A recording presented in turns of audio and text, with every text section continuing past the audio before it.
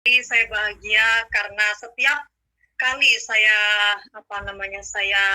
diberi kesempatan ya di channel-channel Kristen untuk bersaksi. Saya senang karena dengan demikian semakin banyak yang mendengar tentang Tuhan Yesus, semakin banyak yang mendapatkan berkat ya, yang diberikan kekuatan kepada Tuhan lewat setiap kesaksian-kesaksian kita. Terima kasih juga buat teman-teman yang sekarang lagi ada di channel Raja Labasa untuk menyaksikan. Kiranya biarkan kesaksian ini, harapan saya bisa menjadi berkat, bisa menjadi kekuatan bagi teman-teman, dan juga banyak kegagalan-kegagalan saya atau kesalahan-kesalahan saya yang tidak perlu teman-teman untuk ambil untuk menjadi contoh, supaya teman-teman tidak mengambil suatu keputusan yang salah seperti keputusan saya yang nanti akan saya ceritakan. Jadi perkenalkan sebelumnya buat teman-teman yang mungkin tadi kan Bapak sudah mengatakan bahwa saya tidak baru lagi di dunia medsos, tetapi saya percaya bahwa teman-teman baru juga ada yang belum mengenal saya. Kenalkan, nama saya Ingvi Rizky Ramadan ya. Kebetulan juga di hari ini saudara-saudara kita di seberang sana sedang merayakan bulan suci Ramadan. Jadi sebenarnya saya juga lagi berulang tahun di bulan ini karena nama saya Ramadan. Jelas saya berulang tahun di bulan Ramadan, dan kebetulan di tahun ini Ramadannya di bulan April kan, itu kembali lagi seperti 88 tahun yang lalu. Jadi di bulan ini adalah bulan kelahiran saya, ini ceritanya. Luar biasa. Kalau gitu kita mau ucapin selamat ulang tahun nih buat Ibu ya. Haleluya. Terima kasih. Kiranya selalu sehat, tetap semangat. Amin. Tuhan Yesus dan keluarga diberkati, dan bayi yang sedang diurus makin sehat. Diberkati. Amin, amin. Iya Bu, silakan Bu, lanjut. Siap. Iya. Lalu saya ini mau bercerita tentu saja dari latar belakang saya dahulu, karena latar belakang saya ini ada ceritanya mengapa saya bisa bertemu dengan Tuhan Yesus ya. Jadi saya adalah anak pertama dari 8 saudara. Jadi adik saya ada 7 ya. Kemudian saya ini sekolah dari TK sampai tingkat SMP itu sekolah di sekolah Muslim, jadi sekolah di sekolah yang berbasis religi ya. Jadi sekolah di TK, SD, dan SMP Islam di satu kota di Surabaya. Pada waktu saya kecil itu mama saya juga rajin mengantarkan saya mengaji, dan saya termasuk anak yang cepat tanggap terhadap pelajaran-pelajaran agama yang diberikan oleh guru-guru saya maupun di tempat ngaji di TPA ya, Taman Pendidikan Al-Quran ya. Jadi saya itu TK itu sudah bisa baca Al-Quran, itu sudah mau lancar gitu. Jadi sudah masuk Al-Quran itu karena kan sebelum membaca Al-Quran ya, beda dengan Alkitab kan berbahasa Indonesia. Kalau Al-Quran kan berbahasa Arab. Jadi untuk membaca itu kan tidak semudah kita membaca bahasa Indonesia, tidak seperti kita baca koran. Jadi ada ilmunya ya, ada harokat-harokatnya ya, ada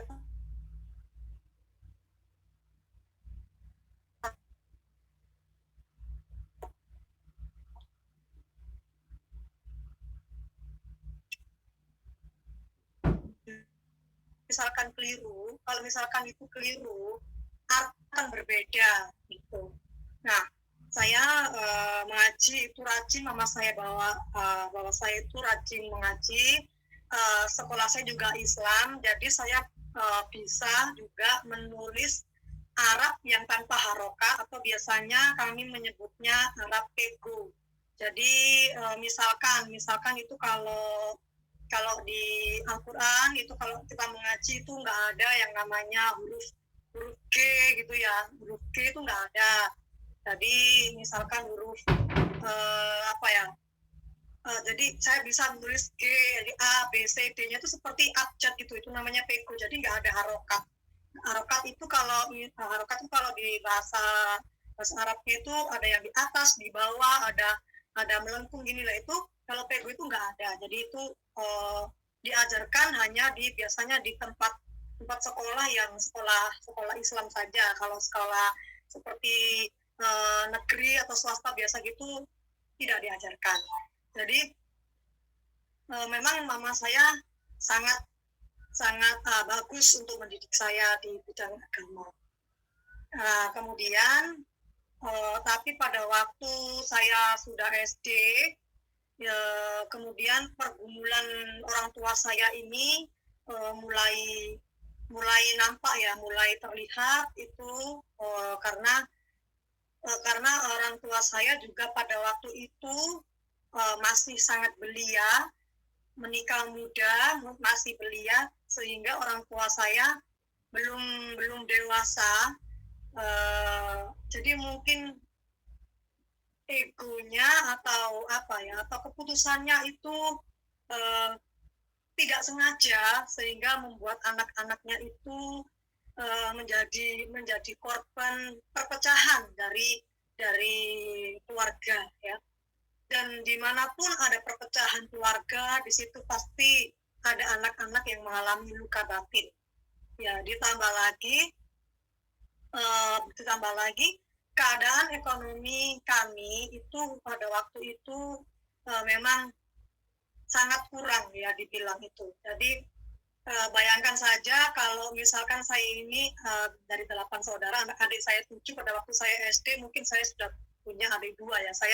Saya kurang jelas juga. Pokoknya saya waktu itu dengan adik saya yang kedua itu punya jarak itu 4 tahun, dengan adik yang ketiga punya jarak 7 tahun, dan berikutnya itu semakin dekat gitu. Jadi kira-kira waktu saya SD itu mungkin kelas 4 itu ekonomi kami itu sudah sangat kurang, sehingga dan mama saya waktu itu hamil, sehingga tidak bisa bekerja lagi mama saya, dan papa saya adalah seorang musisi.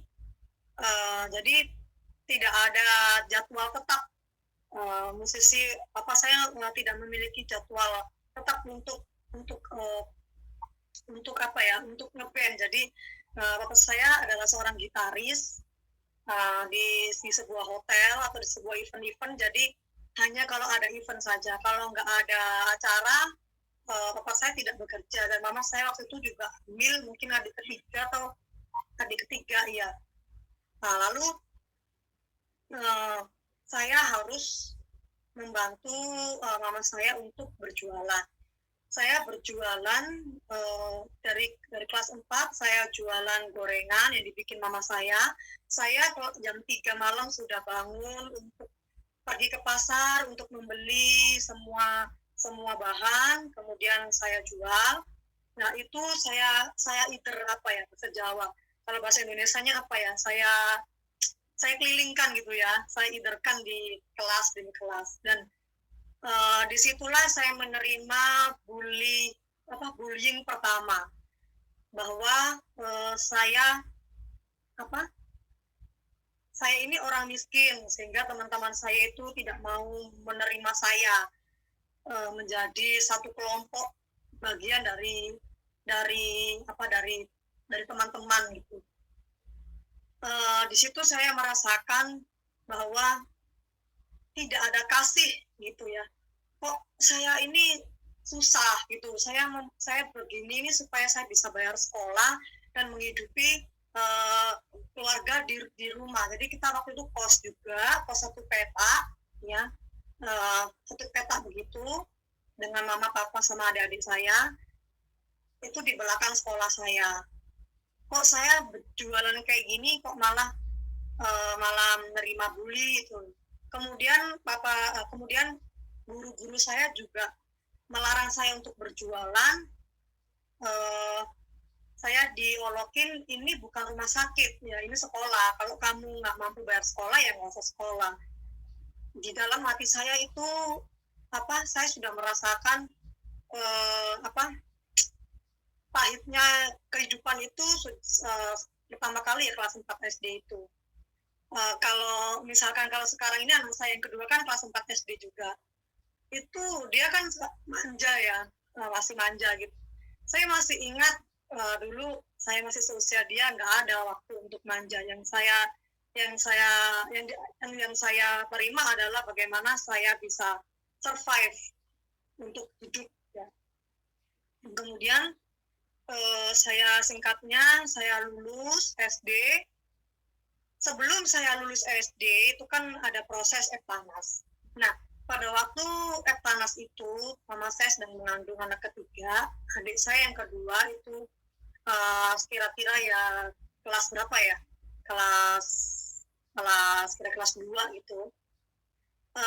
Mama saya itu nggak punya uang untuk bayar Eptanas.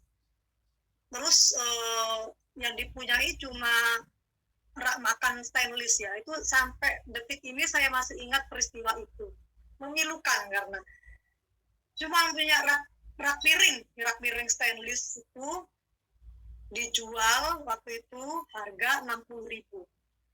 Sedangkan mama saya nggak punya uang untuk membeli beras dan bahan makanan, dan Eptanas saya waktu itu membayar 65.000. Mama saya bertanya sama saya, uang ini mau dipakai makan atau mau dipakai bayar Eptanas? Saya masih kelas 6 SD, pasti akan berkata terserah mama. Ya, terserah mama. Lah mama bilang, kalau ini buat Eptanas kita semua nggak bisa makan, kalau ini buat makan kamu nggak bisa Eptanas. Tetapi mama saya waktu itu memilih untuk membayarkan Eptanas saya.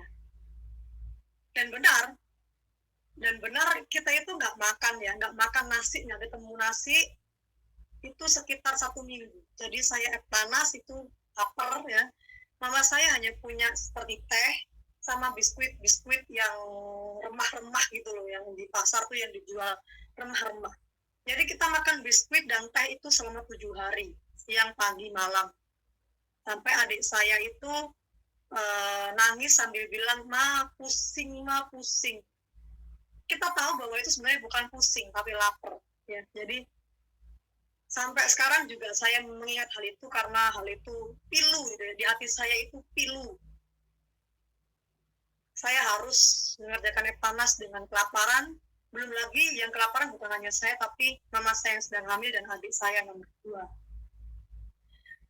Dan lapar ya, benar-benar lapar teman-teman. Gak ketemu nasi 1 minggu itu lapar. Sekarang saya bisa menceritakan dengan tertawa.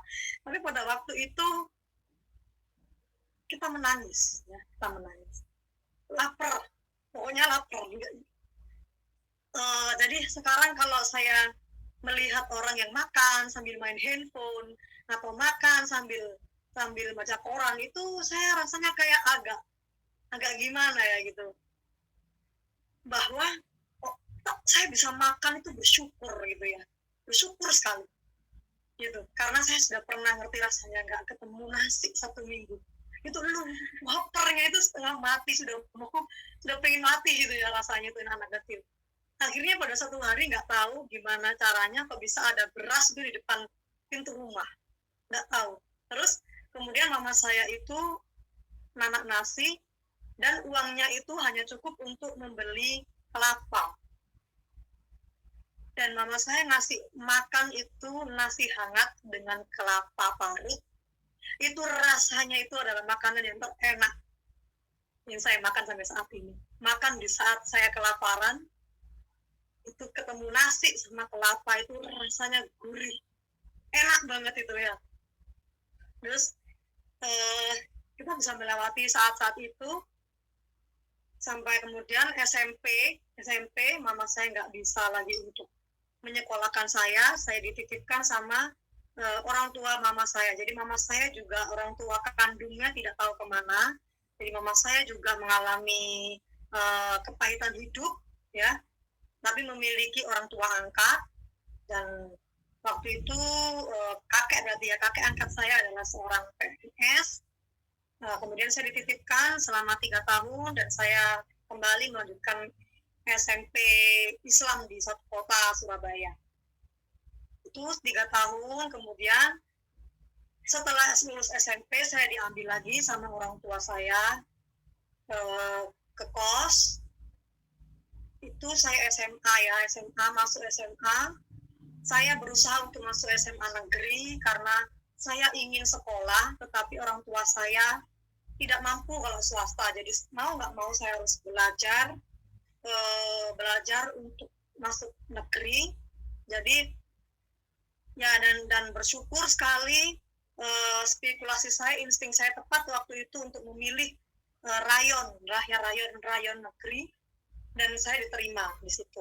Nah, setelah diterima, waktu itu orang tua saya juga nggak bisa jahitin seragam saya. Bapak saya yang jahitin sendiri, jahit ya. Namanya seorang musisi suruh jahit seragam. Dipakai itu bedah semua, maksudnya copot semua. Tapi saya tetap pakai ya, saya tetap pakai. Saya masih berjilbab, masih berhijab waktu sekolah SMA karena sudah terbiasa sekolah pakai hijab. Jadi saya SMA negeri juga pakai kerudung sampai sekarang. Jadi teman-teman saya SMA semuanya tahunya saya ini seorang yang ya lumayan mengerti agama dan fanatik gitu ya. Terus kemudian saya melanjutkan sekolah itu dan di situ pergumulan orang tua saya itu semakin meruncing ya, pertengkaran, pergumulan, dan ekonomi juga semakin merosot lagi karena sudah semakin banyak adik-adik saya. Jadi saya nggak ngerti caranya gimana saya bisa berangkat sekolah, entah itu numpang temen ya atau entah itu bagaimana gitu. Tetapi kembali lagi saat perut lapar ya, itu nggak bisa ditahan. Lapar itu memang harus makan ya, bahkan orang itu bisa melakukan segala cara itu supaya pengen makan. Dan saya simpel aja, waktu itu saya SMA kelas 1 ya, saya lapar pengen makan dan nggak ada makanan yang tersedia, juga harus membayar SPP. Saya orang tua saya juga walaupun sudah murah di negeri, murah kalau orang nggak punya uang ya tetap nggak ada kan, mahal kalau orangnya punya uang bisa terbeli ya tetap nggak bisa bayar. Tapi yang penting saya tetap sekolah, saya pengen berangkat gitu. Jadi bagaimana saya tetap bertahan hidup, saya dan adik saya yang nomor 2 itu kita turun ke jalanan, kita turun ke perempatan suatu jalan di kota Surabaya untuk menjual koran dan mengamen. Jadi pada saat itu usia saya sekitar 15 ya, SMA itu adalah menurut saya itu adalah usia yang mencari jati diri ya. Saya mulai ngerti lawan jenis gitu ya, ngerti rasanya gengsi gitu. Tapi saya harus makan ya, jadi saya membuang rasa malu itu untuk makan. Nah,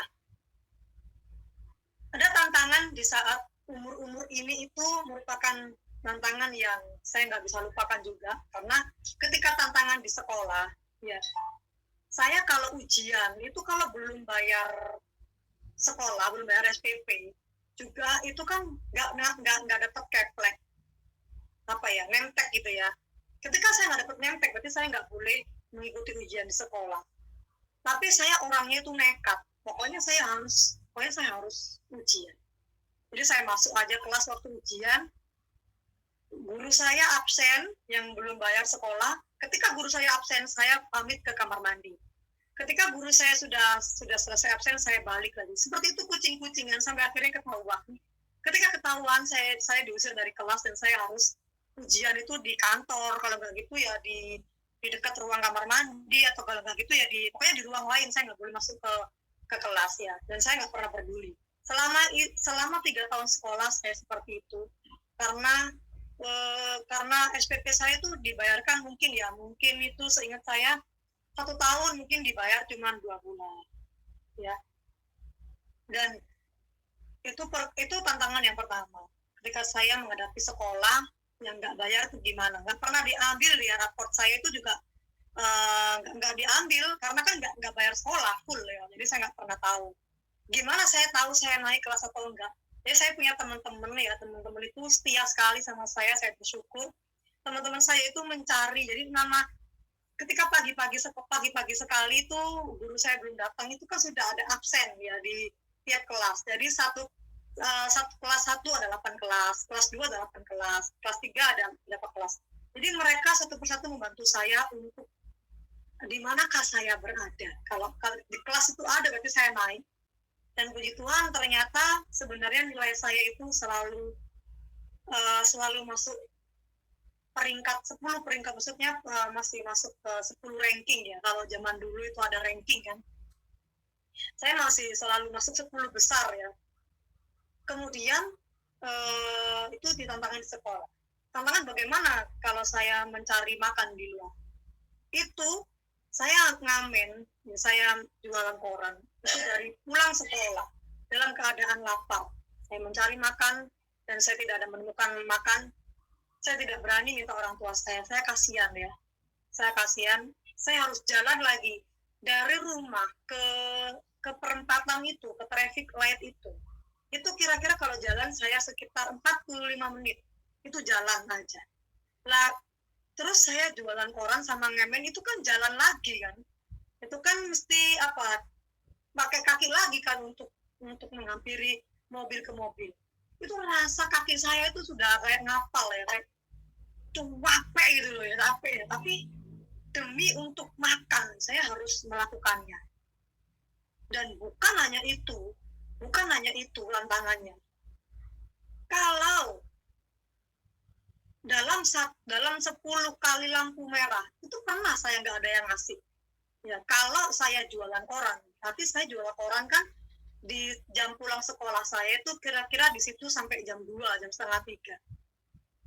Sedangkan koran pagi sudah basi, sudah nggak ada yang beli. Koran sore belum datang ya, tapi saya harus tetap jual koran. Nah itu satu koran aja kalau untungnya cuma 500 rupiah dan gak ada yang beli, saya sudah keburu lapar. Apa yang saya lakukan? Ngamen aja saya, udah. Kalau ngamen kan masih ada orang yang ngasih 500 pada zaman itu ya, 1000 gitu. Itu kalau orangnya baik, ngasihnya sopan, ngasihnya baik begini. Kalau orangnya itu jijik ya sama saya, itu kaca mobilnya cuma dikasih buka sedikit, terus cuma gini gitu, jijik banget ya. Itu perasaan saya menangis loh teman-teman ya. Dalam hati saya begini, Tuhan ya saya memanggil Allah saya pada waktu itu. Tuhan, saya nggak meminta hidup saya begini. Saya juga nggak bisa memilih siapa yang menjadi orang tua saya. Saya juga nggak bisa memilih jalan hidup saya. Kenapa ada orang yang begitu jijik sama saya, seakan-akan saya ini sampah. Tapi ya puji Tuhan lah ada yang ngasih, udah gitu aja. Itu kalau nggak ada yang ngasih sampai 10 kali lampu merah itu ya, meskipun ngamen itu juga nggak mesti ngasih kan ya. Coba kalau teman-teman perhatikan ya, kalau misalkan kita di luar sana ya, kita di jalan nih ya, kita perhatikan ada orang ngamen atau ada orang gitu ya, misalkan yang intinya itu mencari uang di jalanan. Coba teman-teman perhatikan, itu nggak mesti, itu ada ketika hal itu nggak ada yang ngasih sama sekali. Itu saya sampai sekarang yang membuat saya itu nggak tega kalau saya nggak ngasih. Saya ingat gitu, saya dulu seperti itu, dan saya benar-benar mengharapkan setitik kasih dari orang yang saya hampiri. 500 atau 1000 rupiah itu bisa membuat saya kenyang ya, dan saya berdoa buat mereka supaya Tuhan pun memberkati mereka. Pada saat itu kan saya masih di kepercayaan sama saya yang lama, saya adalah seorang muslim. Sampai suatu ketika, bukan hanya itu tantangannya, ternyata ya ada ada yang bertugas untuk membersihkan jalanan. Maksudnya anak-anak yang di bawah umur tidak boleh mencari uang. Ya. Jadi saya itu ditangkap sama Satpol PP. Tapi sebelum saya ditangkap Satpol PP, ya saya lari dan itu lolos berkali-kali. Saya lari itu lari kenceng ya. Kadang-kadang saya harus naik ke panjat tebing gitu ya. Kadang saya ditolongin teman-teman sembunyi gitu. Pada waktu saya mencari makan, pada waktu saya lapar, saya masih harus dikejar sama PPP. Saya lari lagi. Sudah capek, jalannya jauh, nggak dikasih orang uang. Saya masih harus menghadapi dikejar-kejar itu sama PPP. Dan suatu ketika, ya namanya orang juga ada apesnya ya, yaitu saya tertangkap. Gitu. Saya tertangkap sama PPP-nya. Itu saya pernah tertangkap itu sekitar 3 kali. 1 kali saya ditangkap, saya dikeluarin sama mama saya, ya. Kemudian saya berjanji untuk tidak mengulang lagi, ya. Apakah saya mengulang lagi? Ya jelas saya mengulang lagi. Orang lapornya berulang-ulang, orang lapornya setiap hari, ya saya tetap harus mengulang lagi. Tapi saya lebih cerdik, ya. Saya lebih lincah lagi untuk berlari. Nah, di suatu hari benar-benar saya itu merasa sentimental ya. Saya merasa hidup ini benar-benar nggak adil. Ada orang yang begitu kaya, ada orang yang begitu miskin, ada orang yang seusia saya menikmati hidupnya. Tapi kenapa saya berada di sini? Ya, hujan deras, petir menggelegar, hari semakin malam. Dan saya belum dapat uang. Karena saya harus mencari uang untuk separuhnya untuk makan di rumah, untuk saya kasih sama mama untuk belanja, separuhnya saya untuk berangkat ke sekolah, naik bemo, ya, makan di sekolah, kadang juga beli buku. Dan kalau target saya itu belum tercapai, hujan deras, ya, dingin sekali, lapar, sepi, gak ada yang ngasih. Di suatu hari saya menantang Tuhan. Saya bilang sama Tuhan, Tuhan, wahai Engkau Tuhan, siapakah Engkau Tuhan? Apakah Engkau Tuhannya orang Islam? Apakah Engkau Tuhannya orang Kristen? Apakah Engkau Tuhannya orang Katolik? Apakah Engkau Tuhannya orang Hindu? Ataukah Engkau Tuhannya orang Buddha? Ataukah Engkau sebenarnya tidak ada? Tapi nggak mungkin kalau nggak ada kan? Secara logika tidak mungkin Tuhan itu nggak ada. Logika saya main begitu, tidak mungkin Tuhan itu nggak ada. Jadi Engkau tuh ada. Tapi sebenarnya Engkau tuh siapa? Saya bilang, turun Engkau sekarang Tuhan. Mau saya tantang kamu Tuhan. Saya bilang gitu. Saking pahitnya kehidupan saya. Kenapa Engkau buat hidup saya begini Tuhan? Saya menjadi anak yang baik, anak yang taat, anak yang menurut. Saya hanya pengen mencari makan. Saya pengen sekolah. Saya bukan anak yang nakal. Tapi kenapa Engkau membuat hidup saya begini? Kenapa Engkau lahirkan aku? Jahat sekali kamu Tuhan. Engkau menciptakan orang, tapi Engkau bukan buat orang itu susah. Saya bilang gitu sama Tuhan. Tunggu kamu Tuhan sekarang. Petir malah menggelegar-gelegar. Bukannya Tuhan turun, malah petir menggelegar, malah hujan. Aduh, akhirnya saya diem aja. Ya, saya diem. Akhirnya nggak ada jawaban apapun dari Tuhan. Saya diem menikmati hujan, turun, kedinginan, menggigil gitu. Akhirnya saya pulang. Dan di sekolah, ya, saya kelas 3 SMA itu kan bimbel, itu kan ada kayak bimbingan belajar tuh. Di kelas 3 itu biasanya ada kayak tambahan belajar ya untuk menghadapi panas. Nah, saya kan udah kelaparan, biasanya kan jam-jam segitu saya sudah jam-jam ke jalanan kan. Tapi saya harus mengikuti bimbel, itu sudah kelaparan. Dan tahu kan teman-teman, selama kelas 3, setiap hari saya mencuri tahu isi di kantin. Yang sampai sekarang saya belum bayar. Kalau misalkan saya bayar itu saya ngakunya gimana ya? Dan berapa saya harus bayar? Saking laparnya ya, saya hanya mencuri tahu isi atau gorengan untuk mengganjal perut saya. Karena lapar. Belum lagi kalau teman-teman saya itu ada yang tahu, sudah ada yang tahu kalau saya ngamen. Itu secara sengaja membuli saya, nabrak saya dari belakang sehingga uang saya receh itu jatuh ke jalanan dan dia menghina saya. Dan saya nangis lah, ya, saya nangis. Ya udah, tapi gimana lagi? Saya nangis juga nggak akan bisa menghapus lapar saya berangkat lagi ke jalanan ya. Terus saya ketangkap lagi kedua kalinya mama saya mengambil lagi dan berjanji lagi untuk tidak mengulang lagi ya. Nama saya sudah tertera itu di satu dinas sosial di kota Surabaya. Itu nama saya dari situ ya, sudah 2 kali soalnya. Terus saya keluar lagi ya, saya kembali lagi. Nah, pada waktu itu ada kakak-kakak ya, kita manggilnya kakak-kakak. Kakak-kakak ini adalah suatu perkumpulan ponsel dari suatu gereja di Surabaya. Ini mereka suka datang kalau hari Sabtu, bareng-bareng satu mobil mereka suka datang membagi-bagikan untuk anak jalanan, yaitu ada makanan, ada buku, mereka main gitar, mereka nyanyi lagu sekolah minggu, mereka nyanyi lagu ini. Dan ada satu teman saya yang sudah dientaskan, satu keluarga, supaya tidak lagi ke jalanan, dan mereka akhirnya mengenal Tuhan dan ibadat kepada Tuhan. Dan saya bilang sama teman saya itu, imanmu cukup.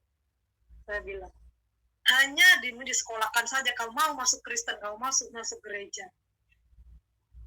Pada saat itu. Dan kakak-kakak itu juga menawarkan kepada saya, memberikan bantuan, membayar sekolah. Saya bilang apa? Saya nggak mau.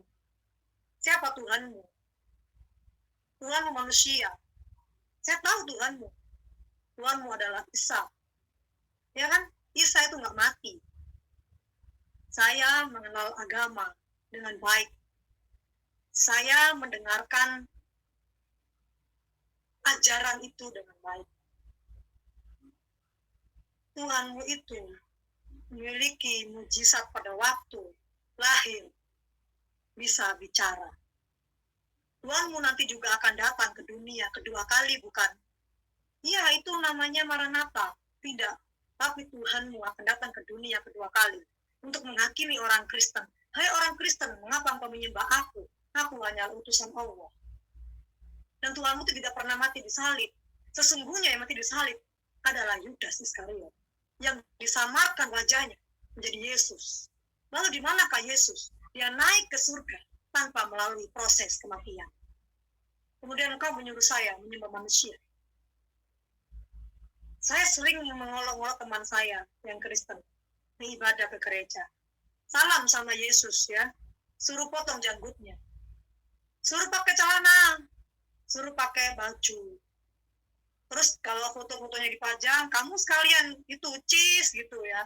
Kalau zaman dulu kan, kalau foto kan cheese gitu kan ya, orang-orang kalau anak-anak zaman dulu masih SMA saya itu kan alay-alaynya kan cheese. Gitu. Saya salamin ya sama Om Jess, ya, Om Jesus gitu. Salam cheese gitu. Saya bilang gitu. Dan saya nggak mau menerima bantuan karena saya nggak mau dikristenkan. Dan mereka bilang, kita nggak pernah mengkristenkan orang. Iya, tapi buktinya apa? Banyak orang dibantu. Banyak orang yang Kristen hanya untuk mendapat bantuan. Saya bilang gitu. Dan banyak orang-orang yang kamu bantu akhirnya menjadi Kristen. Itu yang ada di pikiran saya pada saat itu. Ya udah, saya pokoknya nggak mau menerima bantuan dari orang Kristen. Saya anti. Saya bilang gitu. Nggak apa-apa. Jadi repot juga ya. Pada saat sebelumnya saya menantang Tuhan, siapakah engkau Tuhan? Ya. Tetapi ketika Tuhan menampakkan diri melalui orang-orang itu, saya nggak mau. Ya. Nah, kemudian saya tetap ngamen ya, saya tetap ini. Dan mereka, ya ada yang saya ingat dari mereka itu orang-orang kaya. Saya tahu kenapa mereka orang kaya, ya kelihatan lah ya. Mereka orang berada, istilahnya gitu. Tapi kalau mereka datang, itu teman-teman saya yang kucel-kucel ya, yang bau. Saya juga punya teman sakit lepra atau kusta ya, dan teman-teman saya yang lain yang nggak sekolah-sekolah itu baunya kan nggak enak banget, kecil-kecil gitu ya. Itu meluk mereka, dan mereka juga meluk anak-anak itu. Yang saya pikir hebat juga mereka ini ya, nggak jijik gitu loh ya, nggak jijik gitu. Padahal banyak orang yang ngasih saya uang itu jijik, tapi mereka ini benar-benar nggak jijik gitu, mau merangkul gitu. saya salut dengan pelayanan mereka. Kalau saya ingat gitu, sekarang itu, saya salut gitu. Saya salut dengan pelayanan mereka yang yang total gitu ya. Nah, lalu kemudian saya meneruskan perjalanan saya sekolah, dan kemudian waktu itu saya mau Eptanas SMA, dan uangnya nggak ada, karena pada waktu itu negeri juga masih bayar, cuma murah, dan SPP saya belum bayar kan, dan SPP saya belum bayar, jadi intinya saya masih kurang berjuta-juta untuk Eptanas. Dan saya nggak punya uang, ya udah, tapi saya usaha aja. Pokoknya prinsip saya ketika saya keluar, saya usaha pasti ada jalan. Ya. Apa yang terjadi? Ditangkap lagi ketiga kalinya. Saya ketangkap lagi ketiga kalinya. Kemudian saya masuk lagi ke dinas sosial itu. Sampai orang-orangnya udah bosen ya sama saya. Nah, di kali yang ketiga ini, itu parah ruangannya. Ya, biasanya kan kayak penjara gitu, tapi saya dicampurin sama orang-orang yang terlantar itu lah. Tapi di ketiga ini, lah kok dikasihnya itu ruangannya itu yang campur sama orang-orang yang setengah stres, ya, setengah frustasi, ada juga yang sakit kusta. Nah, ketika saya membaca Alkitab, saya tahu orang penyakit kusta itu adalah orang yang sakit lepra. Dan saya punya teman, dan saya juga waktu itu digabungkan sama orang itu. Itu, mohon maaf, baunya itu nggak nyaman, ya, sangat tidak nyaman. Dan ada orang juga yang agak stres, ya, kehilangan orientasi diri, itu kalau pup itu sembarangan. Dan makanannya itu yang diberikan kepada mereka, kepada saya, itu makanan yang begitu apa adanya. Nasinya nggak enak, hanya dikasih kuah garam, tuh saya nggak bisa makan ya. Udah makanannya udah nggak enak ya. Ditambah lagi lingkungannya seperti itu. Aduh, rasanya itu. Hati saya begitu berontak lagi. Ini hidup macam apa? Gitu.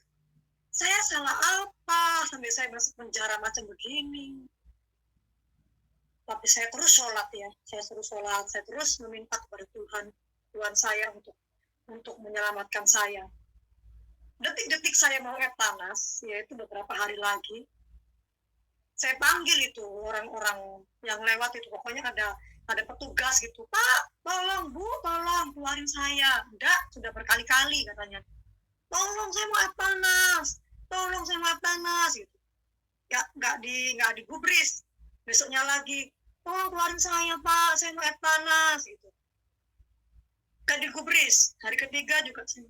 Akhirnya saya sudah terpaksa ya, itu jeruji besi itu kan kayak seperti penjara gitu kan, nggak boleh keluar. Itu jeruji besi itu saya giniin itu, terus saya gitu kan, kata tolong gitu, tolong keluarin saya. Saya kata lagi, tolong keluarin saya. Pokoknya sampai orang itu budek, sampai orang itu gerisih gitu ya, sampai orang itu pusing. Kamu tuh mau ngapain sih? Saya mau Eptanas. Ini loh kartu pelajar saya sekolah di SMA negeri di situ. Tolong keluarin saya.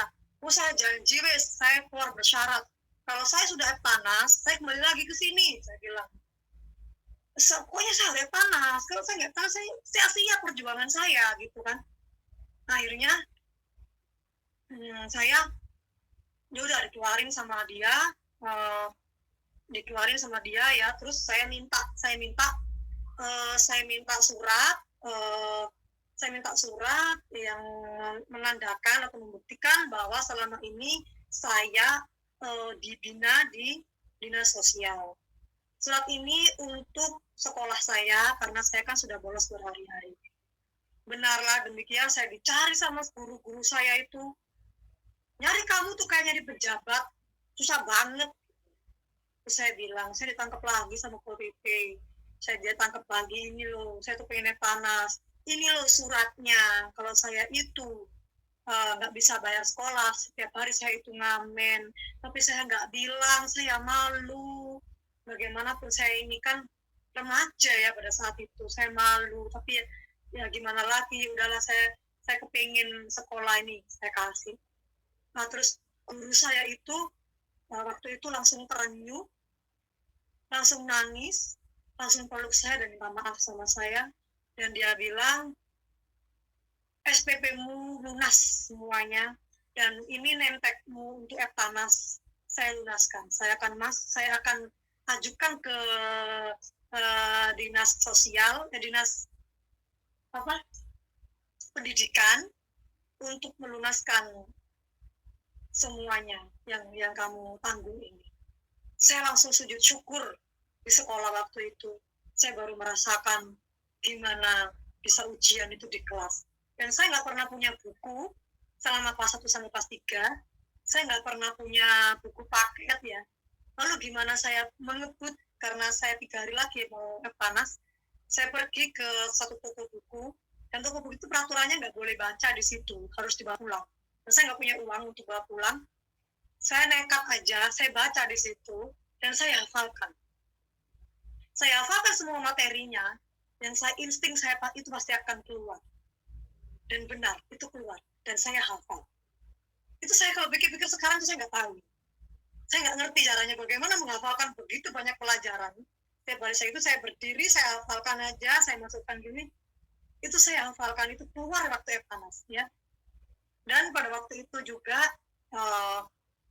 saya lulus kan, ceritanya saya lulus dengan peringkat ke-7. Saya kembali 10 besar. Kemudian saya lulus SMA.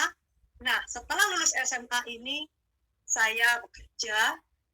Di saat saya bekerja ini saya mulai mengerti kenakalan remaja ya. Di situ. Kenapa? Karena saya mengalami nggak tahu kenapa kok kaset ya, apa ya namanya kaset, kok terlambat gitu kenakalan remaja saya itu. Jadi saya sudah kerja ya, kemudian saya sudah kenakalan remaja, saya sudah free sex sama pacar saya, karena mungkin ya itu karena saya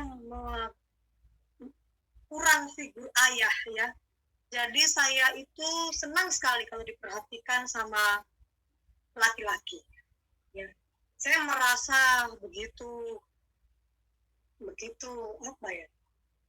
Begitu alay, begitu terpesona ya ketika laki-laki itu mengatakan sayang sama saya ya. Saya itu begitu mudah menyerahkan segalanya. Dan saya sudah mengenal free sex pada waktu saya baru lulus SMA. Kemudian, dan seperti yang saya bilang tadi pada awalnya, semoga yang mendengar kesaksian saya ini tidak mengambil jalan-jalan yang saya ambil ya, sehingga hal itu banyak hal yang harusnya tidak saya alami akhirnya saya alami ya. Jadi supaya yang mendengar pun jangan menjadi seperti saya. Jaga kekudusan itu yang Tuhan berikan. Kemudian saya menikah ya, harapan saya ketika saya menikah, saya bahagia ya, karena saya masih anak-anak ya.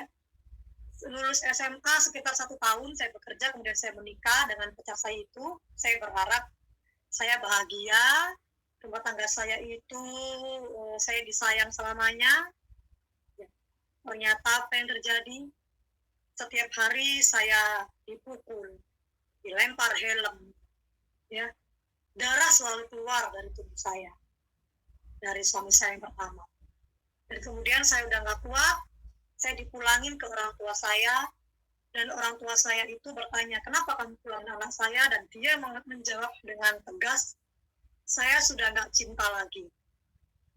Bayangkan. Dan waktu itu saya sudah hamil 4 bulan, hamil anak yang pertama.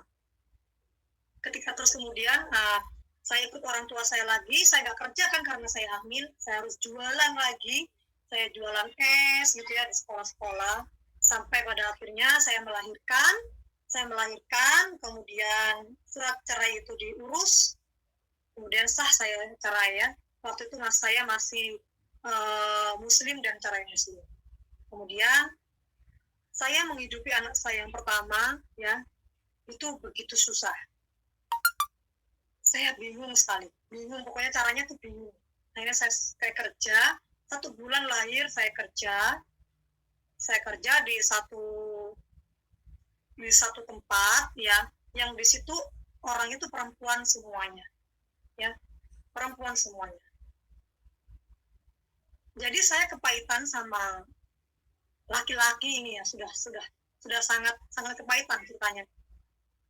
Di keluarga saya sedang tidak mendapatkan kasih bapak, ya, secara fungsional, karena pada waktu itu bapak saya belum dewasa, ya, belum mengerti apa yang diperbuat oleh bapak saya itu menyakiti anak. Dan kemudian kedua oleh suami saya. Jadi kemudian saya memiliki anak, saya kerja di situ, ya, saya single parent. Saya ini disenengin sama cewek, ya, artinya si cewek itu senang sama saya, ya. Dan sebenarnya dari segi ekonomi dan pekerjaan orang ini sudah mapan gitu. Dan apa yang terjadi? Saya terima cintanya, ya. Pada dasarnya saya nggak kepingin, tapi saya pikirkan saya bisa mendapatkan uang untuk anak saya. Dan saya dikuliahkan sama dia, saya dikursusin, ya, saya kursus public speaking. Dan kemudian ketika saya jalan sama dia, ya, berarti saya sudah masuk ke dalam LGBT, ya. Dan untuk kalau teman-teman saya pengen tahu detailnya bagaimana perjalanan LGBT saya itu, ada di channel YouTube saya yang sudah disebutkan sama Bapak tadi. Nah, saya LGBT ini berapa tahun saya lupa sejelasnya, ya, cuman berbulan-bulan lah. Saya sudah merasakan, oh, enak loh dicintai perempuan, ya, karena perempuan yang mengerti perempuan, ya kan? Karena saya nggak disakitin gitu. Saya diberikan apa yang saya mau. Saya kuliah di Fakultas Psikologi. Saya kemudian bekerja sebagai announcer freelance atau penyiar radio freelance. Saya nyanyi di beberapa event karena saya kursus nyanyi dan kursus public speaking bersama si cewek ini. Nah, kemudian saya di kuliah ini saya bertemu dengan seorang laki-laki, dan dia menebak saya bahwa saya selalu bilang sama orang-orang kalau dia adalah kakak saya. Dan si laki-laki ini bilang sama saya tahu dia bukan kakak kamu, tapi dia adalah pasangan LGBT kamu. Kamu harus lepaskan. Si cowok ini adalah anak Tuhan, ya. Kemudian saya menangis, ya. Entah kenapa kalau saya menangis dan saya ingin lepaskan. Ketika saya melepaskan, otomatis saya melepaskan fasilitasnya, uangnya, ya. Dan akhirnya saya nggak bisa kuliah. Saya bisa kuliah dan ternyata pasangan saya ini lebih sadis gitu, ya, dari laki-laki, ya. Ketika saya mau meninggalkan dia untuk meninggalkan komitmen itu, saya mau dibunuh berkali-kali. Dan singkat cerita, teman saya teman saya cowok ini membantu saya untuk melepaskan diri, ya. Akhirnya saya lepas. Kemudian saya kembali living together sama dia, ya. Saya hidup bersama sama dia. Dia anak Tuhan dan saya belum anak Tuhan, ya. Dan dia ini berusaha menginjilin saya, tapi kita berbuat dosa, ya. Sekali lagi, teman-teman, saya dengan jujur, saya kalau kesaksian saya pengen jujur karena mungkin banyak orang yang menilai saya orang yang tidak baik, ya. Saya orang yang ini, memang memang saya bukan orang yang baik. Demikian yang saya ambil jalan ini. Tapi saya ingin kesaksian itu jujur karena saya ingin teman-teman di sana diselamatkan dengan cara tidak berbuat apa yang saya perbuat. Saya kembali berbuat dosa dengan teman laki-laki saya ini ya. Dan teman laki-laki saya ini menginjil saya, tapi saya nggak mau. Ya, orang dianya sendiri dosa, ya kan? Nah, kemudian pada suatu hari, saya itu merasakan sakit perut. Nah, saya ini kan punya lambung, asam lambung. Tapi saya tahu ini bukan asam lambung. Ini itu ada di sebelah kiri, perut sebelah kiri. Itu rasanya tembus sampai pinggang sebelah kiri. Itu rasanya kayak ditusuk sama linggis gitu ya. Sakitnya minta ampun. Dan saya nggak punya uang. Ya sama. Si teman laki-laki saya ini adalah kakak kelas saya, ya fakultas psikologi juga dan belum lulus, jadi belum kerja. Jadi dia juga masih minta orang tua, cuman aslinya dia adalah orang Jakarta ya. Nah kemudian saya udah nggak kuat lagi sampai saya harus merangkak, sampai saya harus muntah kuning gitu ya. Baru teman saya itu pacar saya ini membawa saya ke UGD di satu rumah sakit di Surabaya, dan kemudian dokter mengatakan ini adalah ginjal saya istilahnya harus dioperasi. Dan saya nggak punya uang jelas, karena waktu itu belum ada asuransi pemerintah, dan waktu itu operasi saya tanyakan sekitar 10 juta, dan saya nggak punya uang tentunya, karena saya kan harus menghidupi anak saya juga, dan saya nggak bekerja juga, ya saya kerja di freelance juga gitu. Akhirnya saya dikasih obat itu sampai nggak bisa lagi diminum dari mulut, mohon maaf harus dimasukkan ke bagian tubuh yang lain untuk menghindari rasa sakit. Ya, tetapi itu nggak bisa kan kalau terus-terusan. Tentunya saya harus bentar ya teman-temannya, saya sambil duduk ya karena lumayan capek juga ini berdiri.